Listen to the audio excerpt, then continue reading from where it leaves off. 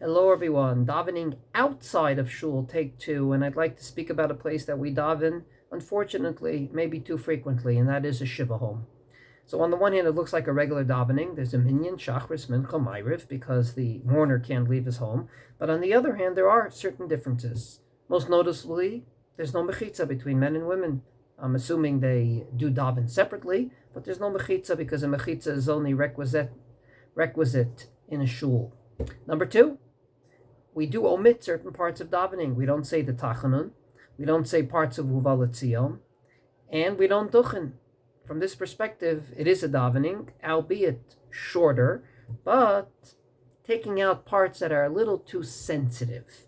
We don't supplicate and go and confess for our sins simply because we feel that in a Shiva home, God's midat hadin, God's strict judgment, is much more stricter.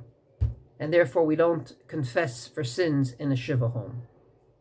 We also don't talk about the Brit, the covenant between us and God, as we say in Uva L'Tzion, simply because it's not appropriate in a place in which we feel that at least one member of the Jewish people are not here anymore to enjoy that covenant.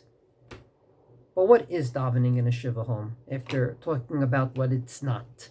I believe what it is can be very simply put into one sentence, based on the psalm we do add in a Shiva home, and only in a Shiva home, after davening, both in the morning and the evening. If you look at those psalms, they talk about the fact that we're here today and not here tomorrow, and therefore our perspective should be straight and appropriate. Many a times we ask for various things in davening, and rightfully so, we have the right to do that. However, I think it's important to differentiate between wants and needs. And from this perspective, in a Shiva home, when you look at the face of death, many a times it gives you a perspective of, well, maybe what I'm asking for is over extravagant.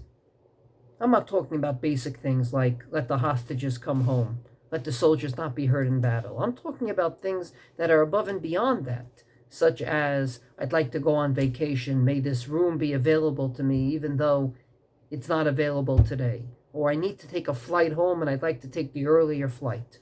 All these things are legitimate, but you have to put it into perspective and ask, I now have a rendezvous with God. I have an audience with the Master of the universe. What should I be asking for and what's not appropriate? So when you take things out of davening, I believe that it gives you a perspective of, well, what is the most important things that should be in davening?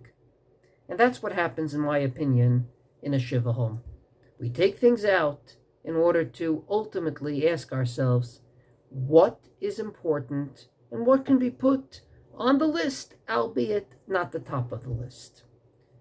So next time you're in a Shiva home, and indeed davening's that much shorter, especially in the morning, I think the question we can ask is, what indeed should be part and parcel of davening, and what can we live without?